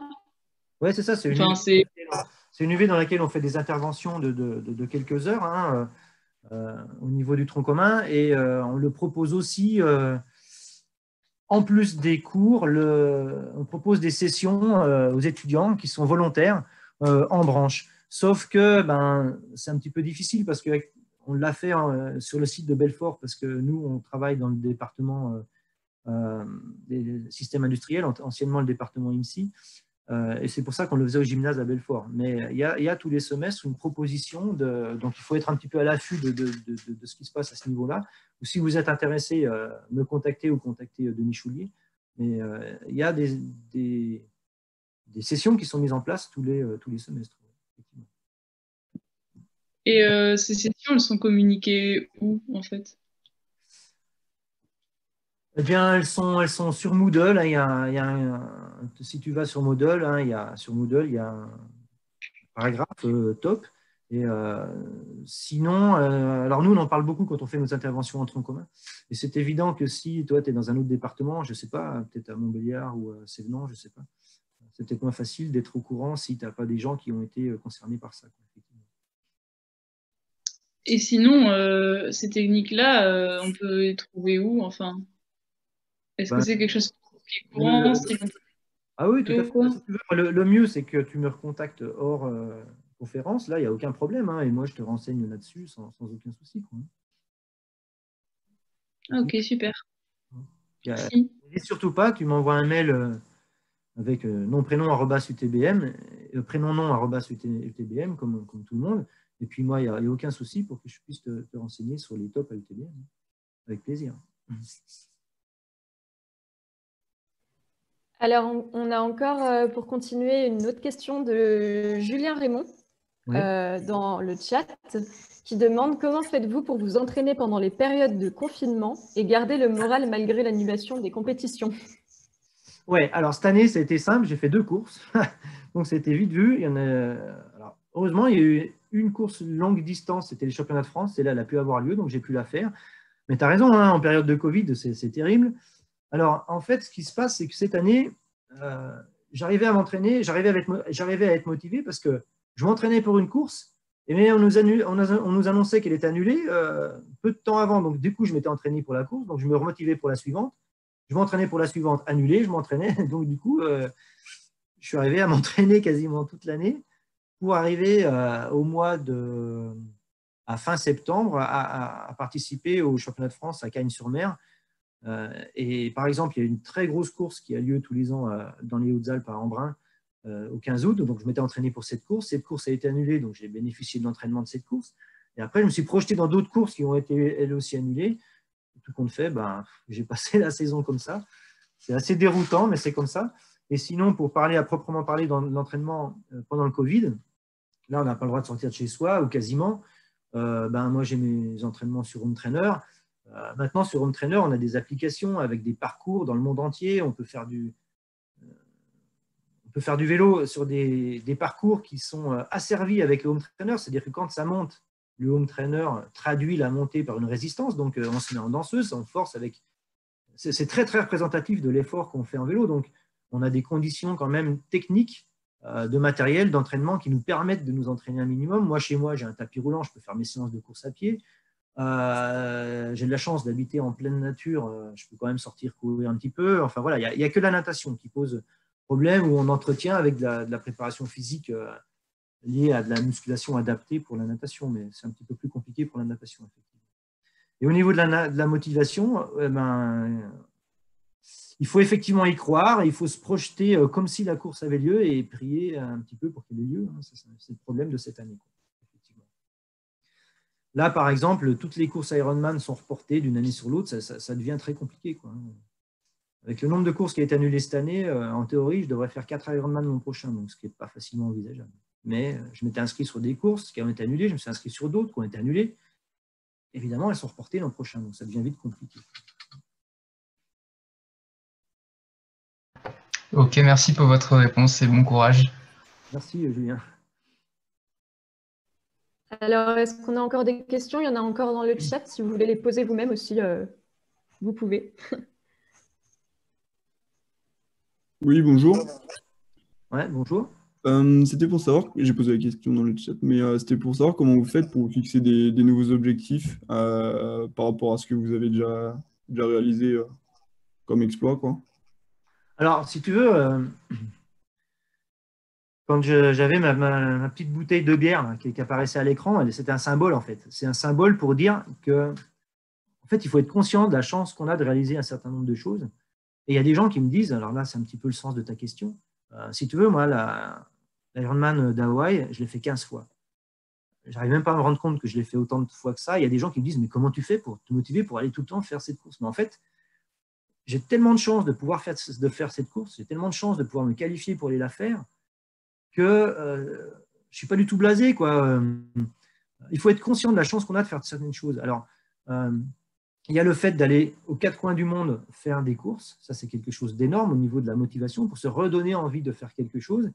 Et il y a aussi, je pense, le fait d'être conscient, de pouvoir faire à chaque fois quelque chose de nouveau. Tu sais, tu fais un Ironman, tu refais le même. Quand tu vas faire la course, ok, c'est le même endroit, c'est le même parcours, mais c'est jamais la même course. C'est jamais les mêmes conditions de météo. C'est jamais le jour J, tu n'es pas dans le même état de forme. C'est jamais tout à fait la même course. Donc, de toute façon, tu redécouvres quelque chose. Tu vas avec d'autres personnes. Un jour, ça va se passer d'une manière et l'année d'après, ça va se passer d'une autre manière. Tu vas connaître quelque chose d'autre de toute façon. Donc, cette notion comment dire, d'érosion qu'il pourrait y avoir un petit peu au niveau de ma motivation, j'ai la chance, moi, pour l'instant, de pas encore de trop la ressentir. Mais c'est aussi lié au fait que je suis conscient de la chance que j'ai de faire certaines choses et ça me motive aussi d'y retourner et de continuer, quoi. D'accord, merci. Alors, on a encore quelques questions. Alors, on a Joanne qui nous demande une question un petit peu philosophique.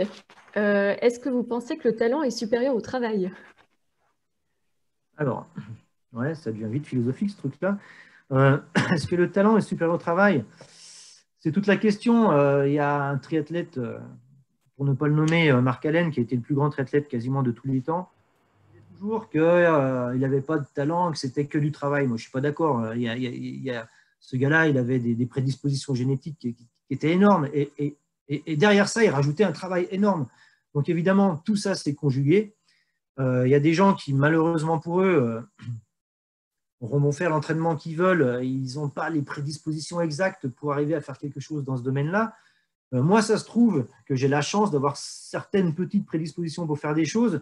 Malheureusement, si j'étais un fan de rugby, je n'aurais pas la carrure pour faire du rugby. Donc, il y a un moment donné où effectivement, on a certaines prédispositions.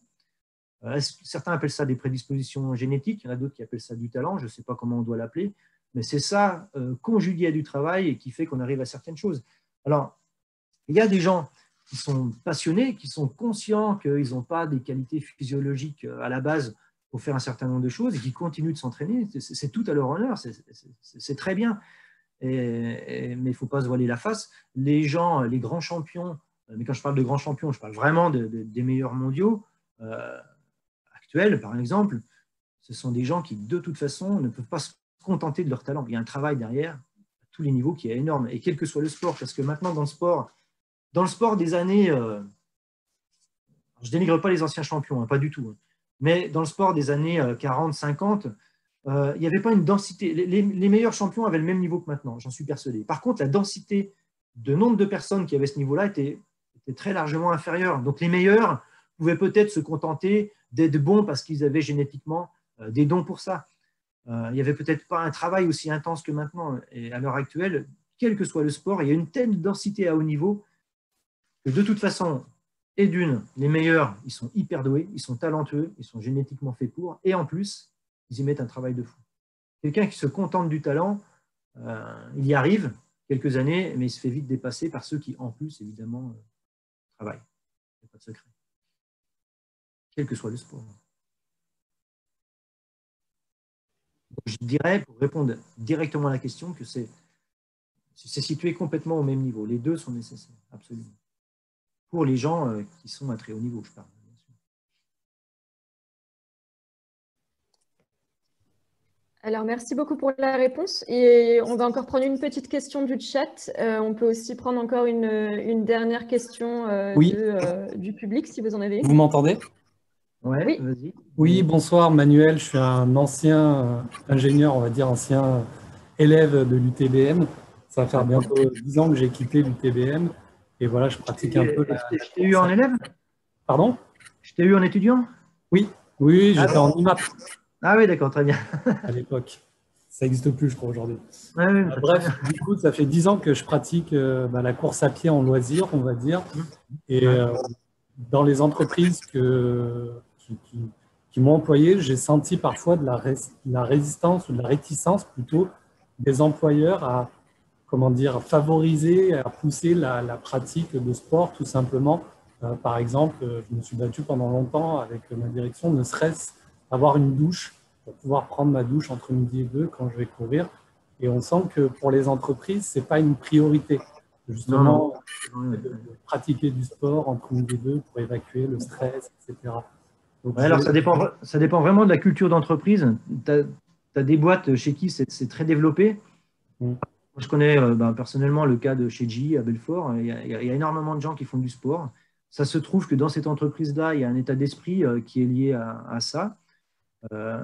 Et tu veux avoir t'as des entreprises qui, à l'inverse, sont très frileuses par rapport à ça. Ouais. Et je pense que c'est tout simplement très personnel vis-à-vis de la direction ou de l'équipe de direction qui n'ont jamais connu ce milieu-là, qui estiment que quelqu'un qui fait ça, c'est qu'il a du temps à perdre. Il y a des gens qui pensent encore tout ça, hein, évidemment. Tout comme il y a des gens qui pensent que gérer le stress, c'est du temps à perdre aussi. Tu vois, il y a des gens qui ont des notions comme ça un petit peu anciennes de toutes ces choses-là et qui font que tu peux ressentir en tant que sportif, effectivement, une puissance. Ça existe. Ça existe encore. Alors, j'espère que ça évolue. Ouais. Après, quand tu es dans ton cas, malheureusement, tu es presque obligé de te cacher pour aller courir. C'est un truc de fou. C'est ça, ouais. Quelque part, ou alors de ce qui est faire terrible, en dehors des heures du travail. Oui, tout à fait. Ouais. Alors que dans une entreprise, quelqu'un qui, le midi, je sais pas moi, a un temps de pause suffisant pour ne serait-ce que consacrer, par exemple, une demi-heure ou 3/4 d'heure à du sport et avoir un quart d'heure de douche derrière et se dépêcher à manger un sandwich, c'est pas du temps perdu. Il y en a peut-être un qui va arriver de la pause à midi une demi-heure plus tôt, mais qu'est-ce qu'il va faire? Il va aller fumer une clope, il va faire autre chose. Et c'est pas pour ça que celui qui aurait été courir et qui rentre avec 20 minutes plus tard dans le bureau sera moins efficace l'après-midi. Au contraire, il sera requinqué, il aura pris l'air, il aura pensé à autre chose. Ah, mais ça, effectivement, tu as raison, il y a beaucoup d'entreprises qui ont encore du mal à l'admettre. Du coup, ma question, c'est justement, est-ce qu'il n'y a pas des petites clés, des petits arguments est-ce qu'il y a pas par rapport à ces gens-là? Oui, est-ce qu'il n'y a pas des arguments à pousser ou est-ce qu'il y a, je ne sais pas, les arguments, en fait, si tu attaques de front par les purs arguments sportifs, ça va être difficile. Pardon. Par contre, je pense que aborder la question avec ces gens-là, avec les arguments que tout à l'heure j'ai mis sur la partie gauche de mon écran que j'appelais les arguments politiquement corrects, c'était tous ceux qui permettaient de dire, mais regardez, si vous avez des employés qui font du sport, ils seront moins stressés, ils auront la pêche parce que c'est des gens qui sont sportifs, ils seront en meilleure santé, il y a moins de problèmes de lumbago, de mal au dos, etc. parce qu'ils sont moins sédentaires. Donc, c'est peut-être ce côté-là qu'il faut mettre en avant, mais voilà. Peut-être voir avec, justement, dans les sociétés, tout ce qui est CHECT, hygiène. Exactement. Donc, c'est peut-être avec ces gens-là qu'il faut discuter et qui, eux, auront peut-être un poids vis-à-vis des dirigeants qui accepteront peut-être de dire, bon, OK, on va mettre une douche, parce que si vous me dites qu'effectivement, s'ils n'ont qu'une vision purement comptable, si par A plus B, il y a des gens qui leur prouvent qu'il y a moins d'arrêt maladie, ils vont me dire, oui, tiens, je vais mettre une douche, ça coûtera moins cher. S'ils veulent aller faire du sport le midi. Alors, c'est peut-être ce côté-là par lequel il faut arriver à faire rentrer le sport, peut-être. Ok. Merci en tout cas pour la qualité de la présentation. Et c'était top de vous revoir 10 ans après. Ouais, c'est sympa ça. C'est sympa, merci bien. Merci. Moi, j'avais une question par rapport à la vie de famille. Je ne sais pas si vous m'entendez bien. Oui, si, j'entends très bien. Qu'on a une famille qui n'est pas très compréhensive par rapport à notre passion, comment on essaye de lui faire accepter que nous, on a besoin de ça pour être heureux dans notre vie. Waouh, c'est compliqué ta question là. J'ai de la chance, j'ai une famille qui m'entoure là-dedans, à ce niveau-là. Alors je pense que le mieux, c'est déjà de ne pas être trop envahissant avec sa passion, c'est-à-dire d'avoir d'autres sujets de conversation. Hein. Comme j'ai dit tout à l'heure, moi je connais des gens qui n'en ont pas d'autres. Donc, et essayer de faire en sorte que ça... alors, je ne sais pas si on parle du sport, je ne sais pas si c'est du sport que tu veux parler. Si, du sport. Voilà, je suis étudiante à l'UTBM, ma famille est loin et ils me disent tu fais trop de sport, tu fais trop de sport. Et... Ah ouais, alors ce qu'il faut, c'est essayer de le rendre le plus transparent possible, c'est-à-dire que le faire en dehors des moments où ça peut impacter la vie de famille, effectivement. Le faire quand les autres personnes ne sont pas là. Voilà, essayer de le rendre le plus transparent possible. Si c'est des gens qui n'ont pas cette vision du sport-là, peut-être pas trop en parler non plus. Ouais, c'est pas facile hein, comme question. Hein. Je n'ai pas de recette miracle pour ça. L'idée, c'est déjà si tu montres à ces gens-là que ça t'apporte un bien et que ça t'apporte des conditions de vie agréables, plaisantes pour toi, je pense que les gens de ta famille, tout ce qu'ils veulent, c'est que tu sois heureuse et que tu sois épanouie. Et si tu arrives à leur expliquer que tout ça fait partie de ton épanouissement professionnel, personnel, c'est quelque chose qui peut les amener à beaucoup mieux accepter tout ça, même si c'est nouveau pour eux, hein, j'imagine. C'est peut-être parce qu'il faut l'aborder et montrer que c'est quelque chose qui... c'est pas ridicule, c'est pas du temps perdu, c'est quelque chose qui t'apporte un bien-être et qui est important, quoi, au même titre que d'autres personnes pourraient faire de la musique, par exemple. Voilà. Donc peut-être que c'est par ce biais-là qu'il faut l'aborder. Il faut éviter de... Je pense que ce qu'il faut éviter, c'est que les gens croient que c'est quelque chose de comment d'un peu superflu et qui sert de futile, quoi. Il faut leur montrer que ça apporte réellement quelque chose à la personne. Ok, merci beaucoup. Alors, je pense qu'on va faire une dernière question dans le chat et ensuite, on va sûrement s'arrêter là. Donc, il y avait une dernière question, c'était quelle est la partie la plus difficile d'un Ironman? Elle est facile la réponse. Pour une fois, j'ai une question avec une réponse super facile. La partie la plus dure, c'est le marathon, évidemment, hein, parce que vous l'attaquez en dernier. Quand vous attaquez le marathon, vous avez déjà passé, allez, grosso modo, combien? Vous avez déjà passé 6 heures à faire du sport avant d'attaquer le marathon. Moi, je parle pour moi, un pro, ça va être 5 heures. Bon, c'est ça qui est difficile, quoi. C'est que vous attaquez la course à pied dans un état de fatigue qui est déjà très élevé. Donc, il faut habituer votre corps à cet état de fatigue-là, c'est-à-dire qu'on fait beaucoup d'entraînement en enchaînement, on appelle ça, c'est-à-dire qu'on s'entraîne à aller courir après avoir fait du vélo. Il faut que le corps soit entraîné à enchaîner. Et moi, j'ai une chance, c'est que physiologiquement, j'ai un corps qui accepte très bien l'enchaînement. C'est-à-dire que moi, j'ai des copains qui sont meilleurs que moi en course à pied. Et sur un triathlon, je suis meilleur qu'eux en course à pied parce que les épreuves que j'ai fait avant ont moins d'impact sur ma foulée, par exemple. Donc, ça, c'est une chance que j'ai. Mais évidemment, la partie la plus dure, c'est évidemment pour tout le monde, je pense, c'est évidemment la course à pied. Après, moi, j'ai de la chance, c'est mon point fort. Après, il y a d'autres choses difficiles. Hein. Les départs natation, quand c'est un départ qu'on appelle en mass start, où tout le monde part en même temps, c'est quelque chose d'extrêmement difficile, d'anxiogène, de limite dangereux. Mais ce n'est pas la partie la plus dure de la course. La partie la plus dure, c'est évidemment la course à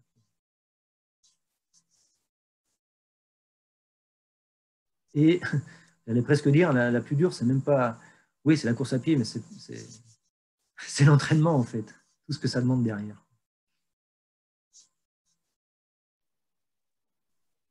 Et juste, il y a une question rapide dans le chat, c'est quel est votre temps pour un marathon? Donc pas un marathon sous la forme d'un Ironman, mais juste un marathon normal. Ah, alors, bon, c'est simple. En quelle année c'était? En 2000, c'est vieux hein, ça, hein, parce que là je progresse plus. Hein, en 2002, j'ai couru le marathon de Rome en 2h30, pas de Rome, pardon, le marathon de Venise en 2h34, sachant que je ne m'étais jamais préparé spécifiquement pour faire un marathon. Je faisais ça avec mes entraînements de triathlon. Après, je m'étais mis comme objectif de faire moins de 2h30, parce que le marathon de Venise, il est très particulier. Il y a tout un tas de ponts à monter, descendre, monter, descendre. Donc, en théorie, 2h34 à Venise, ça voulait dire 2h34 sur un truc, 2h30 sur un truc plat. Je m'étais inscrit au marathon de Barcelone pour faire un marathon plat avec du monde, parce que quand on est dans un groupe avec du monde, on va plus vite. Malheureusement, j'ai eu un gros accident de ski cette année-là, donc j'ai impossible d'aller faire ça. Et après, j'ai plus du tout consacré de temps à faire qu'une préparation marathon. J'ai continué le triathlon et du coup, et là de toute façon, j'ai plus du tout le niveau à pied. Donc voilà, je suis resté là. Je suis resté à mes 2h34.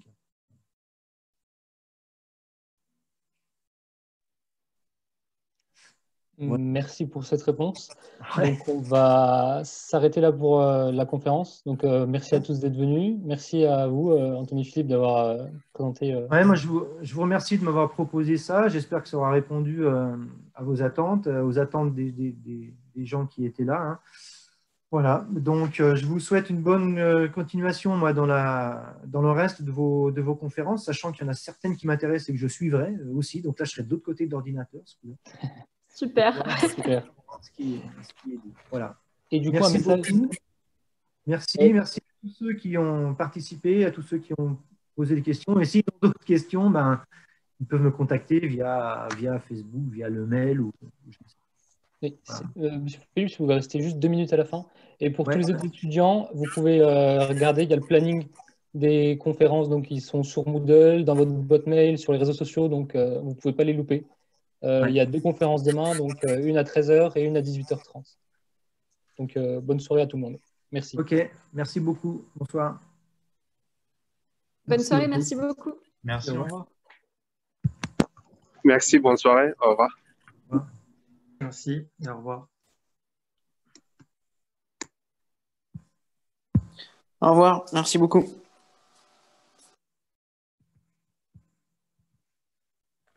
Merci à tous les trois. Anthony. Salut Anthony. Allez, salut Raph, à bientôt. Ciao. Au revoir. Bonne soirée, au revoir.